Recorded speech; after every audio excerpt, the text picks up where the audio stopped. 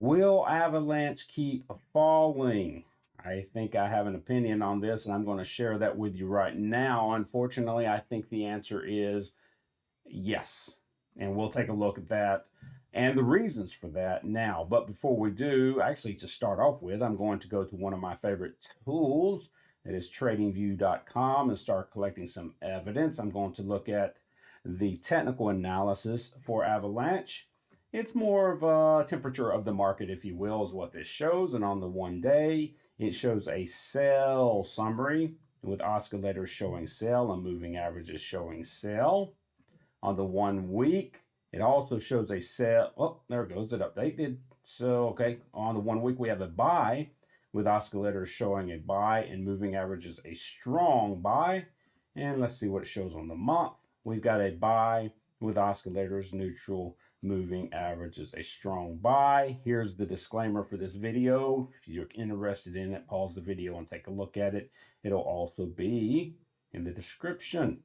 So, Avalanche, this is what we've got right now. We're sitting at about 35.6 or so. This is the daily chart.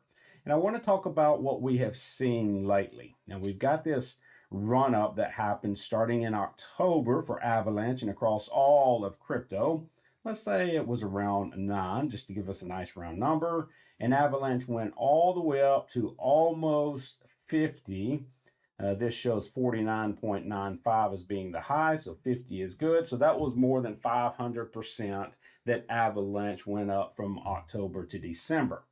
Now, December 24th is when it made its high. Now, Avalanche was one of the stronger coins out there in that run up, and that turns out to be good news for then and now, and I'll tell you about that, tell you why in a second. But Avalanche made its original high in December around the 12th, and then it just kept going up. This rising channel the entire month of December. Other coins did something like that, but just a few of them, like Solana did something like that. Here was its high in December, its original high, and then it broke that high on the 20th of December and absolutely skyrocketed. But Avalanche was one of the stronger coins. All coins did not do that, like ADA.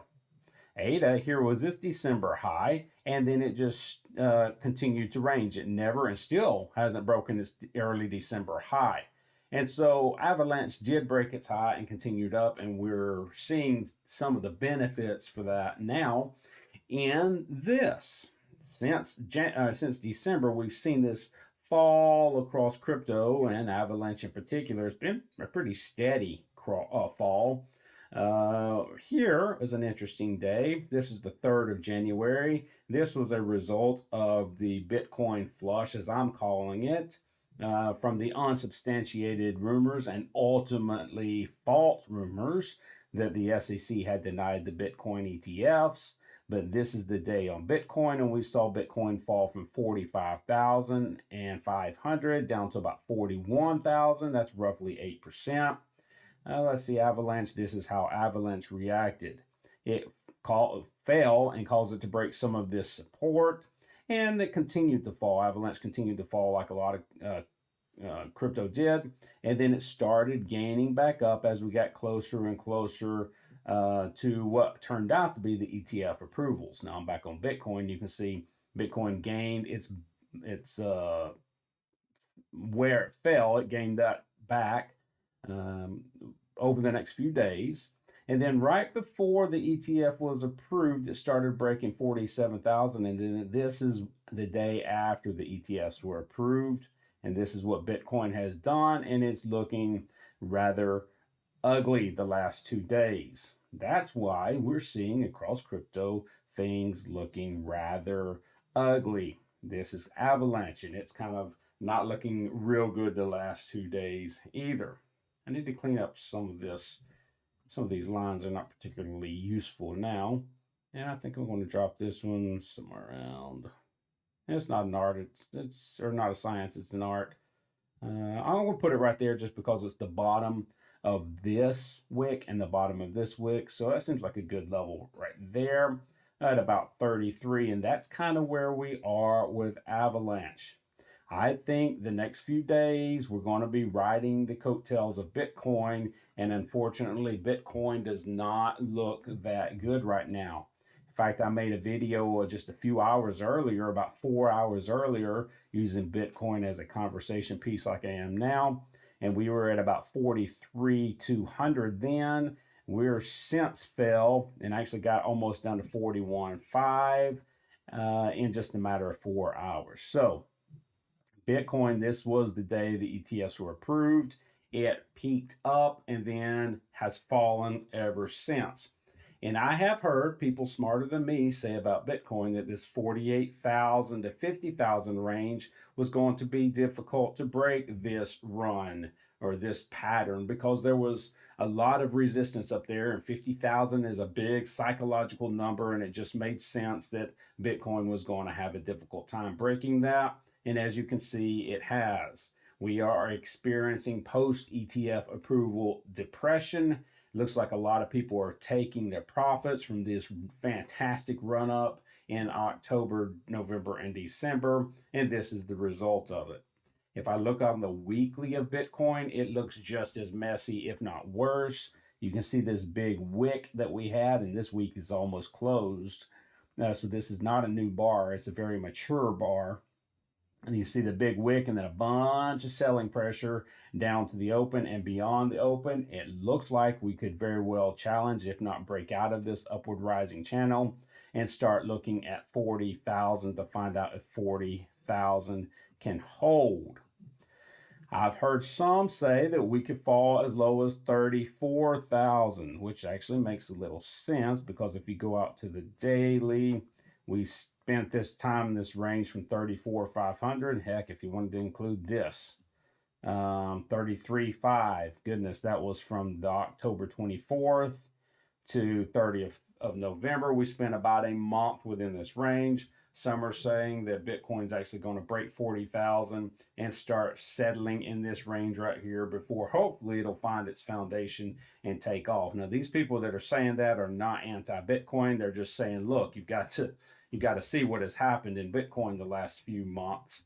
You can't expect a run up like this to continue. You've got to expect some pullback, some consolidation, retracement, correction, whatever you want to call it, in this range right here to consolidate and then make hopefully a bigger run up challenging that 50,000. That's what it looks like the market is wanting to do right now. If that happens, it's just going to pull Bitcoin and Avalanche down. This 32, 33 level is not that far from where it is now. And if Bitcoin continues to fall, it just makes sense that Avalanche is going to fall below this level. After all, it is making, here's a high, here's a low, but here's a lower high and a lower low. And so far, a lower high, could we get another lower low? That's the definition of a downtrend, and it appears that's where we may be headed. Is there any levels that are curious below this 33? A lot of consolidation between these levels here, a lot of movement. What's that wick right there? Does that mean anything? Yeah, it could. I'm looking at the bottom of this wick on this weekly, or no, this back in 21. Yeah, let's put a level there because that's the bottom of this wick and it's kind of the top of this swing high right here. So I like that level. Let me zoom back into where we are now and see what that looks like. What level was that? Well, that's right around 30. So yeah, it does make sense that if we break this 33, it's going to hit around that 30. I don't know if that'll be a big enough barrier. It might be. Let's see if we can hold that 30. Let's see if we can hold the 30. But if we start dipping down into below the 30, it just makes sense. We're going to start aiming for this 24, kind of the top of this area right here. Now, again, I'm talking short term. I'm talking over the next few days, next few weeks. Long term, crypto to me still looks good.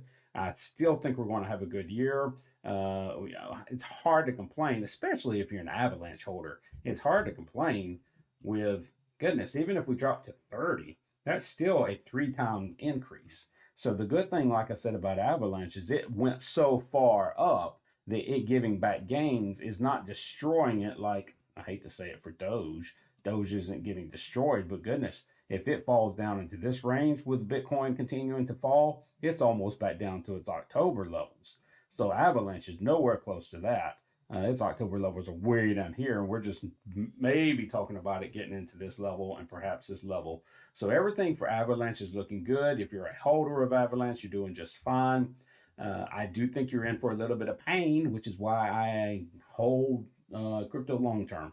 I don't like the short term moves pushing me out of the market, and so I like to hold long term, and that's what I am doing right now. All right, that's my update on Avalanche.